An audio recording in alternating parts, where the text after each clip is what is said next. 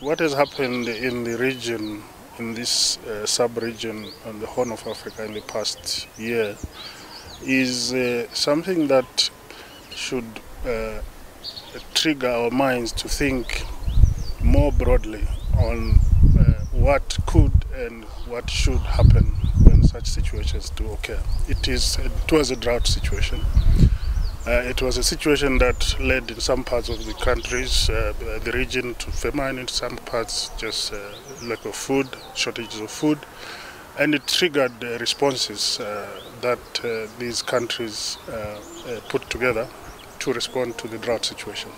Now, drought is a recurrent phenomenon, and we should not sit here and think that, oh, it was an out of the blue anomaly. It is not an anomaly. It is a normal thing that is going to happen. It's going to recur, and what it tells us is that we should be prepared for it.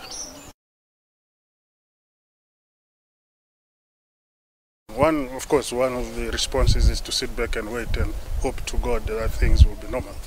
But we cannot do that. We cannot afford to do that. We need to be proactive. And there are several ways that we need to address this issue, and I'm glad that some of these things are already happening. One is at the policy level. We need the interaction of policymakers in the region to start thinking long-term about responses to drought and also flooding, by the way. And then the second one is to get the institutions that are involved in this business of adaptation and resilience within the communities to have the necessary tools. And this leads me to capacity building of the institutions around the Horn of Africa. And that's going to be a major aspect of this response system. And the third one, which is most primary, is to work with the communities that are affected, to draw lessons. They have been living in these environments for years, for decades, and centuries. And there are certain experiences that have made them to be alive. They've helped them to be alive in these ecosystems. And we need to draw lessons from this, coupled with our injection of the knowledge that we bring in from outside, from other countries, from other regions. And then together, working with the local communities and with this infusion of external information and knowledge and lessons, we come up with models that will ensure that this region has a livelihood and sustainable livelihood.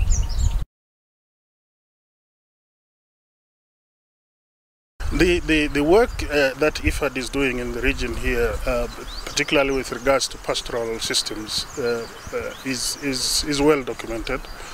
We have had successes, and you realize that the Ethiopian response last year to the drought scenario was much more positive and sustainable compared to what could have happened 10-15 years ago. To the extent that the anticipated damage that a lot of people were fearing did not occur.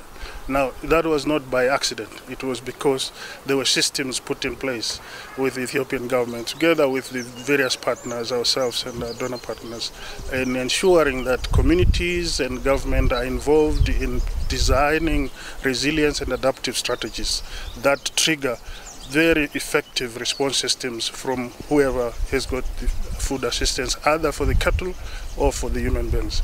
And so we have been working with pastoral communities in the southern part of this country and in the eastern part to work on these response systems that enhance the community's resilience and adaptation, and it's working.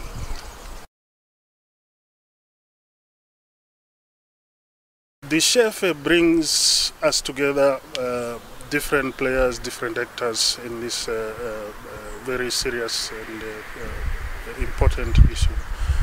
And what the ShareFair does is to trigger our minds to do certain things.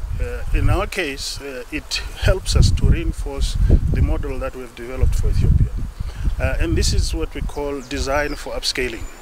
You know, we ensure that the programs that we're putting in place in Ethiopia, for instance, are designed for upscaling. And what do I mean by that? It means that we draw lessons from everywhere, not only lessons from what we are doing as partners with government, but lessons from FAO, lessons from everybody, USAID, everyone, World Bank, which could and inevitably enhance the adaptability and the sustainability of the resilience of communities to these kinds of scenarios. Now, the ShareFair provides this environment to bring these lessons, these experiences from everywhere. And I truly hope that we will have an engaging week where we critically look at some of these lessons and pick them up and pick things that work, and not waste time trying to think through things that have been proven to work in other parts of the world or other parts of the continent.